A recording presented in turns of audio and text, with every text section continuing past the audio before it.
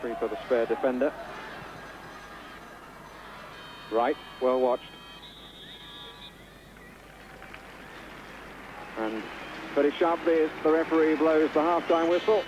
And we have no goals here in Lausanne. And Jimmy Hill, half-time report. Well, after, 3 hours of commentary this week, Barry, I think you deserve a goal, but you've got all but a goal to describe.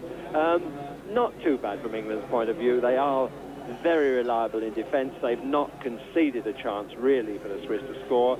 And there are some good signs.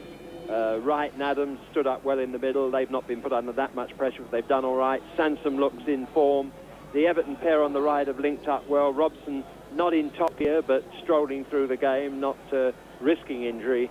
But Beardsley and Barnes still haven't really recaptured the magic that will turn England from a pretty good side into an extremely good one.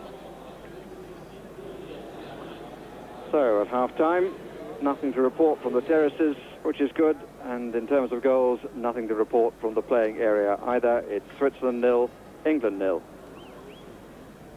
Thanks. We'll be live back there for the second half of that match.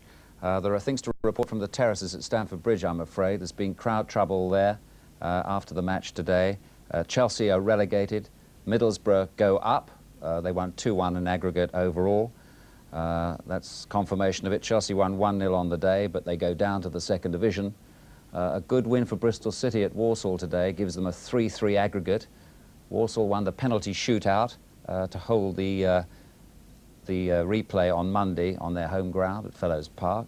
And Swansea, they've gone up to Division 3, 5-4 on aggregate, having drawn 3-3 today. Well, now Chelsea scored pretty early in the match today against Middlesbrough, and the omens were good at that point. Have a look at it. This little pass through, Dixon's touch, and Wilson to Nevin. Nevin's chip, Dury!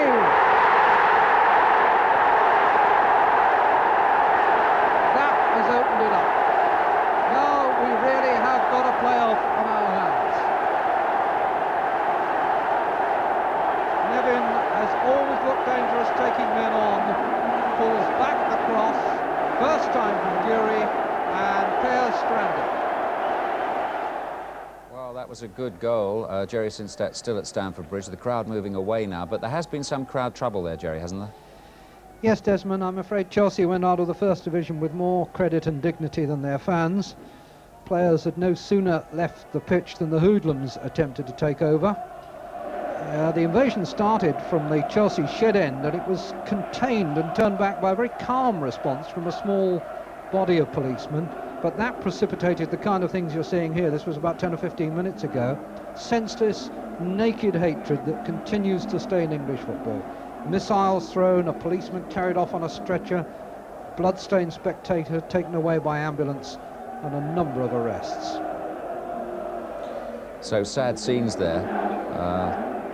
This was earlier on, I take it. This was earlier on, yes. This was, in fact, the crowd invasion that was very well contained by the police, who avoided confrontation, didn't come rushing on, held the police horses back, and just a dozen men on foot calmly walked on and turned them back.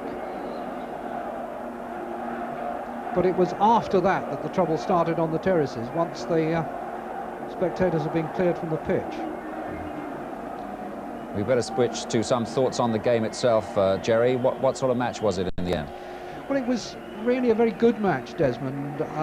Chelsea did everything they could possibly have done, I think. They played with a great deal of confidence and control at the back. They restricted Middlesbrough to only 3 or 4 shots on target. Joe McLaughlin was outstanding. And after Dury had scored the goal that you showed in the 19th minute, it did look as though they might be able to pinch the second and take it to another game. But Middlesbrough, for their part, played, I thought, very calmly. Pallister and Mowbray very sensible at the middle of the defence, and they didn't get sucked into helter-skelter football. They just kept their shape, kept their discipline, and in the end kept their nerve. Thanks, Jerry. And the Middlesbrough fans clearly still there inside the Stamford Bridge ground. So Middlesbrough go up, Chelsea go down. As far as a place in the second division is concerned, we don't know yet. Bristol City won 2-0 at Walsall today, which was a great performance by them, 3-3 overall. Larry Canning now reports. Bristol City put on a tremendous performance to come back from the dead of a first leg 3-1 deficit and bring Walsall to this replay. In a first half which they totally dominated, they got the first important goal in the 31st minute when fullback Rob Newman got his head to an Alan Walsh corner, and although the ball was cleared, the referee said the ball had crossed the line. But that goal brought Walsall to a rousing start to the second half and put City under severe pressure. David Kelly brought keeper Keith Waugh to full stretch to save. Phil Hawker had a header cleared off the line, and when Walsall looked right on top, City broke away to score again in the 65th minute when Carl Schutt beat Barber with a low shot. Walsall have since won 4-2 on penalties to decide that the replay is here at Walsall on Monday.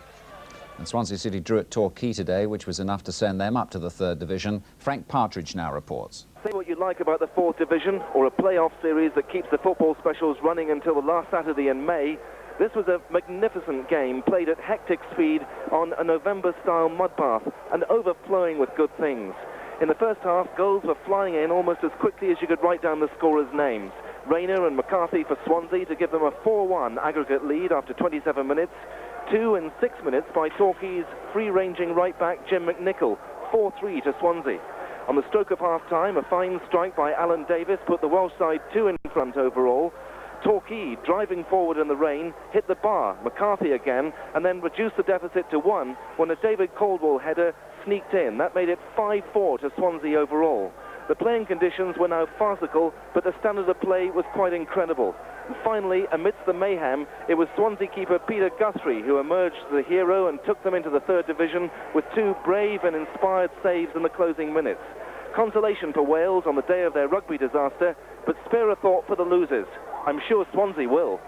So a good day for Middlesbrough and Swansea City, both promoted. Well, England, of course, have got the European Championships on their mind. Back live with their match in Switzerland in a moment. 0-0 at half-time if you just tuned in. Meantime, we're going to switch to the European Judo Championships for a few minutes. That's been taking place over the last week or so. And reporting now is Gerald Sinstadt once again. Pamplona in northern Spain, famous for the running of the bulls, attracted a rather more subtle sporting gathering to the Pavilion Arrosadilla. 4 days of competition in the European Judo Championships, attracting packed houses for both days of the finals. For the first time in a major competition, the players wore coloured suits rather than plain white with distinguishing belts. Britain's representatives included Diane Bell, current world light middleweight champion, and Elvis Gordon, the big man from Wolverhampton, for whom great things have been predicted. Neil Adams, beaten in the British Open last month, wasn't picked for Pamplona, but he's working hard and hopes to demonstrate better form in the Sardinian Open this weekend.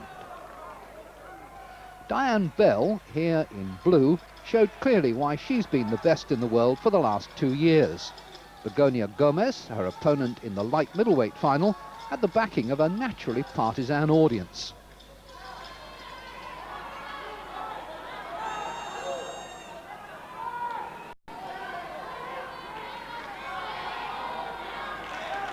But Gomez had no answer to this drop shoulder throw for Yuko and 5 points.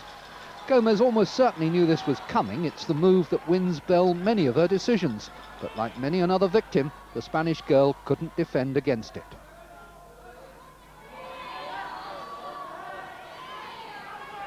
Then Bell established a hold that impressed Gomez rather more quickly than it did the referee.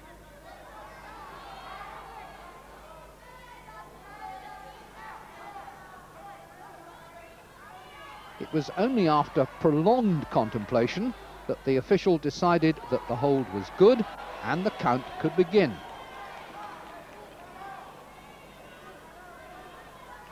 Gomez had escaped from an earlier hold, but this one was so effective she hardly moved throughout the 30 seconds.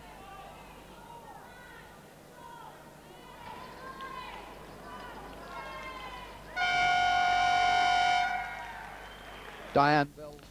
Well, we came out of that rather quickly because we thought half-time over in Switzerland was going to be 15 minutes. In fact, it's 10 and the players are on their way back out onto the pitch. We'll show you those judo championships, those European judo championships on another occasion. Perhaps we'll squeeze them in tomorrow. I'll leave that to Steve Ryder. He makes decisions about things on Sunday these days.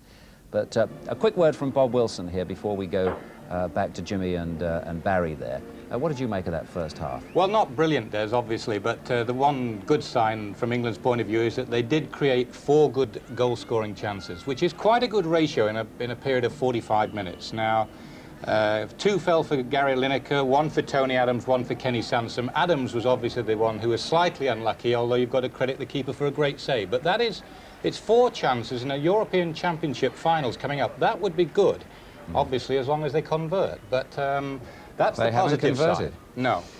OK, it's all yours now to Jimmy and Barry. You should know, Des, that in Switzerland in particular, time is money. And there have been a few changes in the 2 teams for the second half. We're looking at